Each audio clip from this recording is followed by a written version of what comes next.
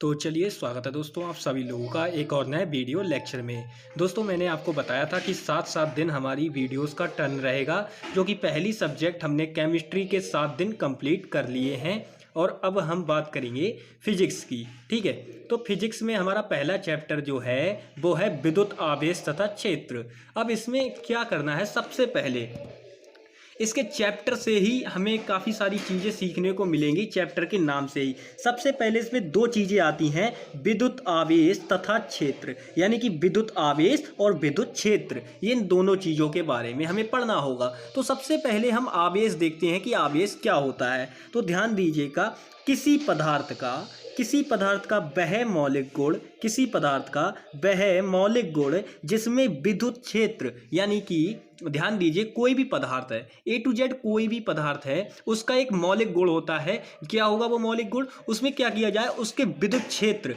यानी कि कोई पदार्थ होगा उसका विद्युत क्षेत्र तथा चुंबकीय प्रभाव को महसूस किया जा सके, क्या कहलाता है, आपका आवेश कहलाता है। आई होप कि आप आवेश की डेफिनेशन समझ गए होंगे। अब उसके बाद बात करते हैं कि आवेश हमारा कितने प्रकार का होता है। तो दोस्तों ये बहुत छोटी सी बात है, सभी लोग जानते होंगे कि आवेश आपका दो प्रकार का होता है, धनावेश और ऋणावेश। अब धनावेश और ऋणावेश क्या होता है, ये चीज़ें भी आप अच्छी तरीके से जानते होंगे। ठीक है, धनावेश जिस पर पॉजिटिव चार्ज होगा, पॉजिटिव चार्ज यानी कि प्लस साइन, ठीक है, और धनावेश ऋणावेश क्या होता है, निगेटिव साइन। अब जैसे आपने इलेक्ट्रॉन और प्रोटॉन को जानते ही हो, तो इलेक्ट्रॉन पे क्या होता है, माइनस चार्ज होता है, वहीं माइनस आवेश होता है यानी ऋणावेश होता है, और वहीं प्रोटॉन पे कौन सा होता है, आपका प्लस आवेश होता है। अभी ये चीजें भी आपको जाननी होंगी कि इलेक्ट्रॉन पर कितना आवेश होता है और प्रोटॉन पर कितना आवेश होता है, ये चीजें भी आपको जाननी होंगी और मैं बताऊंगा, टेंशन ना लीजिए, मैं बताऊंगा। ठीक है, उसके बाद अब हम बात करते हैं कि आवेश की, देखिए ये तो हो गए धनावेश,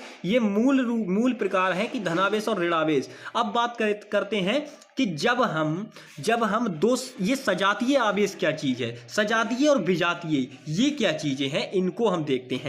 तो ध्यान दीजिए दोस्तों, सजातीय आवेश, सजातीय इनके नाम से ही लग रहा है जैसे सजावट होगी, बिल्कुल भैया सजावट होगी। एक बात बताओ, अगर मैं गोरे आदमी के साथ काले को बिठा दूं तो सजावट रहेगी, आप बोलोगे वाह यार कितनी बेकार जोड़ी, बकवास। और वहीं अगर मैं इसे भी गोरा बिठा दूं, इसे भी गोरा बिठा दूं, तो आप बोलोगे वाह क्या सजावट है। वो रीजन यही है। तो ये क्या होगा, जब दोनों मतलब सुंदर सुंदर होंगे, यानी कि दोनों सेम साइन होंगे, यानी कि ऋणावेश और ऋणावेश, तब क्या होगा, या ध्यान दीजिए यहां पर ऐसे समझ लीजिएगा, जब सजातीय आवेश होंगे यानी कि माइनस साइन एक यहां, तब दोनों, ध्यान देना दोस्तों, ये वाला साइन जो होगा इस वाले को धक्का मारेगा, दूर करेगा, और ये वाला साइन क्या करेगा, इस वाले को धक्का मारेगा। यानी कि इनमें क्या होगा, इनमें होगा आपका प्रतिकर्षण, इनमें प्रतिकर्षण होगा दोस्तों। ये वाला नेगेटिव साइन क्या करेगा, इसको धक्का मारेगा, ये वाला इसको धक्का मारेगा, यानी दोनों एक दूसरे को दूर करेंगे अपने से, कहेंगे नहीं तुम हमसे दूर रहो, ऐसा वाला। ठीक है, तो ये क्या होगा, इनमें प्रतिकर्षण होगा। उसके बाद हम बात करते हैं कि विजातीय आवेश क्या होता है। अब दोस्तों इनमें आकर्षण होगा, क्या होगा, मान लीजिए यहाँ पे अब मैं क्या करूं, ये देखिए यहाँ पे क्या, ये निगेटिव साइन है, ये प्लस साइन है, यानी कि अब ये क्या है, मान लो ये लड़का है, ये लड़की है, ठीक है, ये लड़का है, ये लड़की है। अब क्या होगा, ये इसकी तरफ आकर्षित हो जाएगा, बहुत जल्दी ये इसकी तरफ ऐसे करके चला जाएगा, यानी कि इन दोनों में अट्रैक्शन होगा। जब विपरीत साइन होंगे, यानी जब विजातीय आवेश होगा, तब दोनों आवेशों के मध्य क्या होगा, आकर्षण होगा, जैसा कि आप लोगों के सामने लिख रखा है। अब देखिए, अब बात करते हैं कि आवेश को प्रदर्शित किससे किया जाता है। तो दोस्तों आवेश को Q से दिखाया जाता है, यानी प्रदर्शित किया जाता है। इसका मात्रक क्या होता है, कूलाम इसका मात्रक होता है, और इसकी विमा दोस्तों ध्यान रखिएगा, विमा होती है AT। अब ध्यान दीजिए, एक फॉर्मूला आपने बहुत ही छोटे पर पढ़ा होगा, Q बराबर NE। ये Q बराबर NE क्या होता है भाई, इसके बारे में हमें बताएं। तो ध्यान दीजिएगा दोस्तों, यहाँ पर ये Q आपका है, ये आवेश होता है, N आपके इलेक्ट्रॉनों की संख्या होती है, और E जो होता है वो क्या होता है, इलेक्ट्रॉन पर आवेश, जो कि E बराबर होता है आपका -1.6 × 10⁻⁻19 कूलाम। ठीक है दोस्तों, ये वैल्यू होती है। इससे रिलेटेड हम न्यूमेरिकल्स भी लगाएंगे, टेंशन ना लीजिए, न्यूमेरिकल्स भी लगाएंगे, बस ये वैल्यू आपको याद रखनी है। ठीक है, चलिए इसके बाद आगे बढ़ते हैं दोस्तों। आवेश के प्रमुख गुण, आवेश के प्रमुख गुण दोस्तों, आवेशों का क्वांटीकरण, आवेशों का क्वांटीकरण ये आवेश के प्रमुख गुण में से एक है। देखिए दो हैं, मैं दोनों के दोनों आपको बताऊंगा। सबसे पहले आप इसको देखिए, आवेशों का क्वांटीकरण।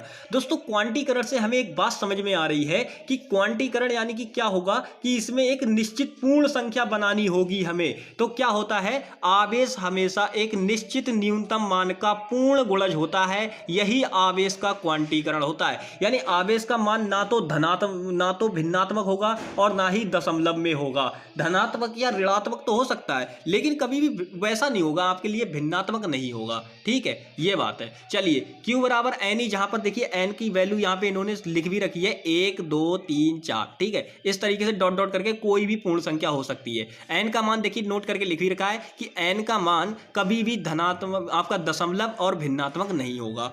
अब देखिए दूसरा इसका गुण आता है आवेशों का योज्यता नियम। ये क्या होता है, तो ध्यान दीजिए, मैं यहाँ पे बना के दिखा रहा हूँ, मैं यहाँ पे बना के दिखा रहा हूँ। ये कोई पृष्ठ है, ये कोई क्या है, पृष्ठ है। अब इस पे मान लीजिए, इस पे मान लीजिए ये Q1 आवेश है, ये Q2 हो गया, ये Q3 हो गया, ये Q4 हो गया। इस प्रकार से मान लीजिए बहुत सारे आवेश हैं। अब हमसे पूछ रहा है इस पृष्ठ पर उपस्थित कुल आवेश बताओ क्या होगा।